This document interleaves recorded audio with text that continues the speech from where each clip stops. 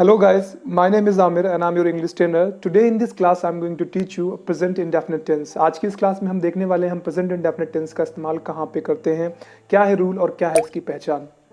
सबसे पहले हम बात कर लेते हैं present indefinite tense की पहचान की। तो इसकी पहचान क्या है? जेन्युइनली कॉलेजेस में जो पढ़ाया जाता है प्रेजेंट इंडेफिनिट टेंस का इस्तेमाल तब करते हैं हम जब वाक्यों में कहीं पे भी हमें वाक्यों के अंत में ता है, ती है, ते है, इस टाइप के वर्ड्स आते हैं तो ऐसे सेंटेंसेस को बनाने के लिए हमें प्रेजेंट इंडेफिनिट टेंस का इस्तेमाल करना होता है। लेकिन अगर हम बात स्पीकिंग की करते हैं, इंग्लिश बोलते समय हम कहाँ पे इस्तेमाल करेंगे, तो इतना समझ लीजिए इंग्लिश बोलते समय we don't have much time कि हम ये देखेंगे वाक्य के अंत में क्या आएगा, फिर हम उसको पूरा ट्रांसलेट करें, देन हम उसे बोलें। हमें बोलना है फटाफट, उस समय यहाँ पर ये आइडिया आपकी काम नहीं करेगी। तो इंग्लिश स्पीकिंग के समय यानी इंग्लिश बोलते समय आप दिमाग में बस इतना रखिए, जब भी आप सब्जेक्ट के हैबिचुअल एक्शंस को बताते हैं, ऐसे कार्य जो सब्जेक्ट अक्सर करता है या फिर आप पूछते हैं, तो ऐसे सारे के सारे वाक्यों को आपको प्रेजेंट इंडेफिनिट में ही बोलना है, प्रेजेंट इंडेफिनिट में ही आपको बताना है। तो यानी प्रेजेंट इंडेफिनिट आपके प्रेजेंट इंडेफिनिट सब्जेक्ट के हैबिचुअल एक्शंस को डिस्क्राइब करने में हेल्प करता है। ठीक है, जैसे एग्जाम्पल अगर मैं बोल रहा हूँ कि मैं सुबह 4 बजे जगता हूँ, यहाँ पर अगर मैंने बोला है मैं सुबह 4 बजे जगता हूँ, तो एक दिन जगने वाला बंदा ये नहीं बोलेगा कि मैं 4 बजे जगता हूँ। अगर मैंने बोला मैं 4 बजे जगता हूँ, इसका मतलब ये मेरी हैबिट है और ये मेरी हैबिट का एक हिस्सा है। ऐसे अगर बोलता हूँ मैं कि वह 4 बजे स्कूल जाता है, तो इसका मतलब ये डेली बेसिस पे 4 जैसे ही बजता है वो स्कूल चला जाता है। कोई बंदा एक दिन स्कूल जाएगा तो वहाँ पर हम ये नहीं बोलेंगे कि वह स्कूल जाता है। तो ऐसे सेंटेंसेस जिससे हम हैबिचुअल एक्शंस को बताते हैं किसी भी सब्जेक्ट की, वहाँ पर हम प्रेजेंट इंडेफिनिट टेंस का इस्तेमाल करते हैं। अब बात आती है इसकी रूल की, इसका रूल क्या है, कैसे हम इसको ट्रांसलेट करेंगे। तो प्रेजेंट इंडेफिनिट का रूल है, सबसे पहले आता है सब्जेक्ट। सब्जेक्ट 2 प्रकार के होते हैं, एक होता है सिंगुलर सब्जेक्ट, दूसरा है प्लूरल सब्जेक्ट। अगर सिंगुलर सब्जेक्ट है तो सब्जेक्ट के बाद आ जाएगी मेन वर्ब। सिंगुलर सब्जेक्ट है तो आपको मेन वर्ब में एस या एस ऐड करना है। अगर प्लूरल सब्जेक्ट है तो आपको कुछ नहीं लिखना, सिर्फ सब्जेक्ट प्लस वर्ब की first form and then object and then जो भी बचा हुआ पोर्शन है वो आपका आ जाएगा। यानी कि प्लूरल और सिंगुलर सब्जेक्ट्स में बस फर्क इतना होगा, प्लूरल सब्जेक्ट्स के लिए आपको करना क्या है, तो वहाँ पर आपको वर्ब में कुछ नहीं करना है। लेकिन अगर सिंगुलर सब्जेक्ट है तो आपको वर्ब में एस या ईएस लगाना है। ये वर्ब पर डिपेंड करता है कैसी वर्ब से। अब जैसे कि मैंने पहले एक सेंटेंस बोला है, वह रोज सुबह 4 बजे जगता है। अब हमें इसको बनाना है तो हम कैसे बनाएंगे, वह रोज सुबह 4 बजे जगता है, यानी उसकी हैबिट है, मतलब प्रेजेंट इंडेफिनिट हमें इसे बनाना है। रूल कहता है सबसे पहले सब्जेक्ट आएगा, यानी कि ही, वह जगता है, ही एक वचन करता है, ही वेक्स अप रोज, डेली सुबह 4 बजे, daily at 4 o'clock in the morning. वह रोज सुबह 4 बजे जगता है, he wakes up daily at 4 o'clock in the morning. Main sentence आपका है इतना कि वह 4 बजे जगता है, तो ही वेक्स अप, इतना आपका मेन सेंटेंस है। आप सुबह 4 बजे आप पहले लगा लीजिए, बाद में लगा लीजिए, आप इसे बना सकते हो he wakes up in the morning at 4 o'clock, आप इसे बना सकते हो he wakes up at 4 o'clock in the morning, आप इसे बना सकते हो in the morning he wakes up at 4 o'clock, या फिर आप इसे बना सकते हो at 4 o'clock he wakes up in the morning. सारे के सारे करेक्ट है, यानी मेन सेंटेंस अगर आप यहाँ पे समझेंगे तो ही वेक्स अप इतना मेन है, बाकी का पोर्शन आप आगे करें पीछे करें, that is not the problem. आप अपने हिसाब से आप उसे एडजस्ट कर सकते हैं। ऐसे कुछ और सेंटेंसेस है, जैसे लिखा हुआ वह स्कूल जाता है, तो फिर हमें बनाना है वह जाता है, ही सिंगुलर सब्जेक्ट है। सिंगुलर सब्जेक्ट में क्या क्या आएगा, ही, शी, इट या किसी का नाम सिंगुलर सब्जेक्ट्स में आएंगे। ही, शी, इट या किसी के नाम को छोड़ दें, सिंगल नेम को छोड़ दें, तो वहां पर आप उसे प्लूरल सब्जेक्ट के तरीके कंसीडर करेंगे। यहाँ पे सेंटेंस लिखा हुआ है तुम स्कूल जाते हो, तुम जो कि एक प्लूरल सब्जेक्ट है, ना ही है, ना शी है, ना ही इट है और ना ही किसी का नाम है। तुम स्कूल जाते हो, तो you go to school, you go to school. यहाँ पर हमें ईएस नहीं लगाना है क्योंकि यहाँ पर प्लूरल सब्जेक्ट है। वह शाम को घर आती है, तो यहाँ पर मेन सेंटेंस है वह आती है, शी कम्स, सी एक वचन करता है तो आपको एस लगाना है, तो she comes home in the evening, वह शाम को घर वापस आती है, इसका घर आती है। अगला इसके बाद मैं खाना खाता हूँ, तो इसके बाद आप सेंटेंस का अलग पार्ट है, मैं खाना खाता हूँ, सेंटेंस इतना है। इसके बाद के लिए आप लगा लीजिए आफ्टर दैट या देयर आफ्टर, तो thereafter I take food. Generally लिखते समय हम लोग आई ईट का यूज़ करते हैं, लेकिन स्पीकिंग में हम लोग ईट को रिप्लेस करते हैं टेक से, तो सेंटेंस बन जाएगा I take food, after that I take food. ये तो हो गए साधारण वाक्यों के बाद अफर्मेटिव सेंटेंसेस। जब बात आती है नेगेटिव सेंटेंसेस की, तो नेगेटिव को कैसे बनाएंगे हम, तो नेगेटिव सेंटेंसेस में आपको सिंपली करना क्या है, आपको हेल्पिंग वर्ब के तौर पर इस बार डू एंड डस का यूज़ करना है नॉट के साथ, यानी सिर्फ नॉट नहीं आएगा, डू और डज उसके साथ आएगा।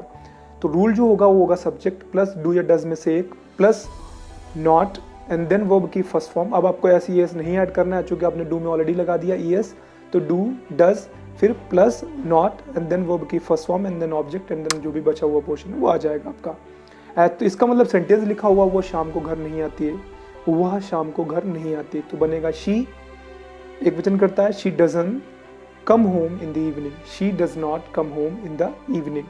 अगला इसके बाद मैं खाना नहीं खाता हूँ, तो after that I don't take food, thereafter I के साथ आपको डोंट लगाना है क्योंकि आई प्लूरल सब्जेक्ट है, आई don't take food.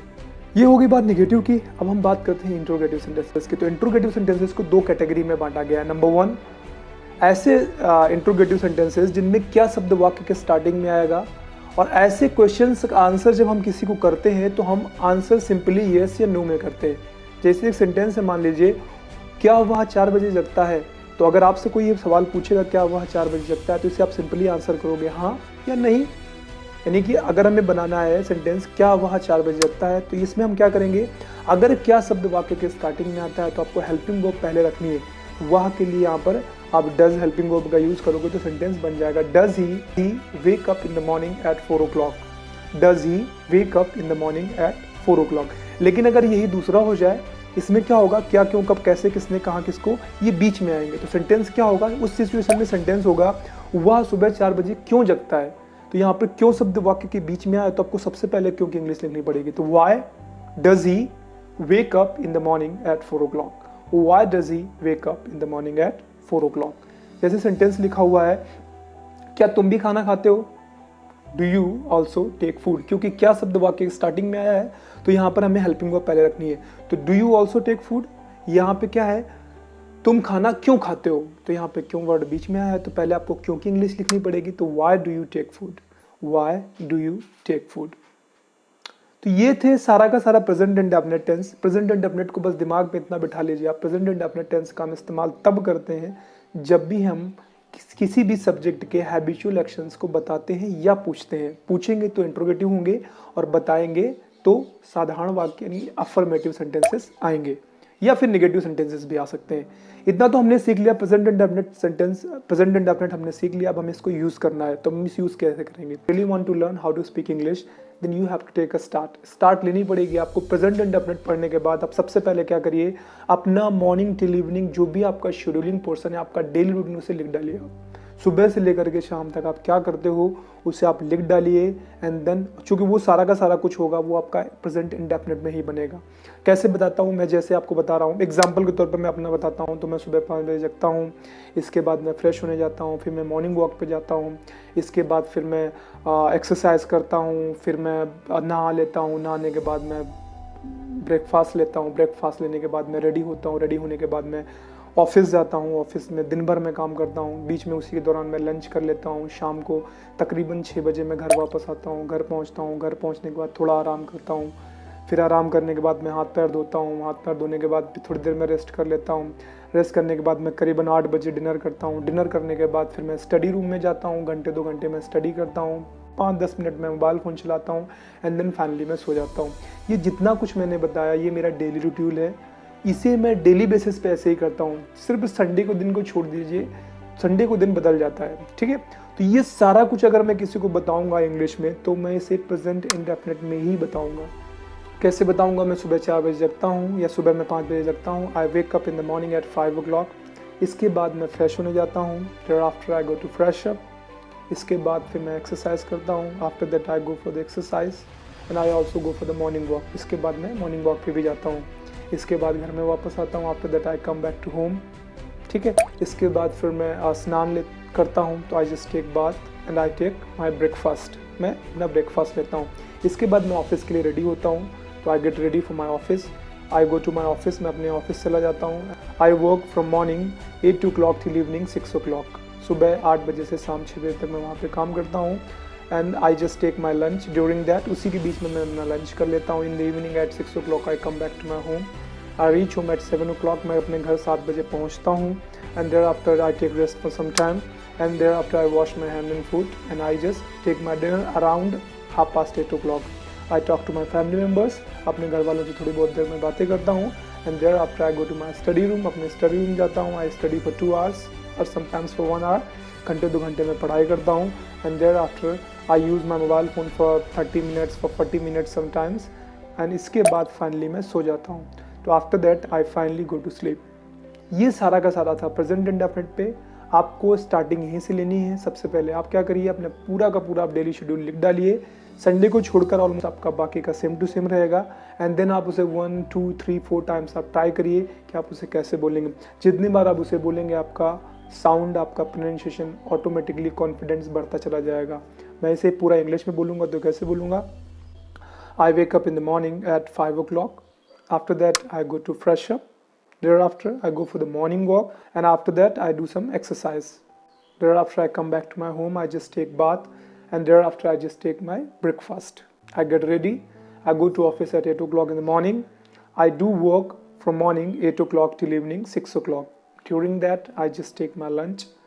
In the evening at 6 o'clock I come back to my home. I reach home at around 7 o'clock. I take rest for some time, and thereafter I just wash my hand and food, and thereafter I just take my dinner with my family.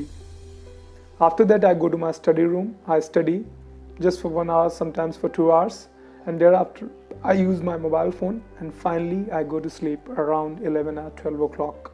तो जितना अच्छे से आप इसको practice करेंगे, बार बार आप इसे बोलेंगे, तो आपको नंबर पहले तो ये होगा, आपका कॉन्फिडेंस अच्छा हो जाएगा। नंबर 2 पे क्या आएगा, आपका tone and pronunciation would be much better. तो आज की क्लास में फ़िलहाल इतना ही। आज की क्लास बेस्ड थी प्रेजेंट इंडेफिनिट पर। आई एम श्योर आपको समझ आ गई होगी। फिर भी if you have any doubt related to the today's class, mention that in the comment section. I promise to you I will make another video so that I would try to sort out the queries you have. आगे बहुत जल्द हम फिर से मिलेंगे एक नए video में, एक नए टॉपिक के साथ। तब तक के लिए अपना खूब सारा ख्याल रखिए, and just please try to speak English, and please English बोलने की प्रैक्टिस करते रहिए। Bye bye, take care.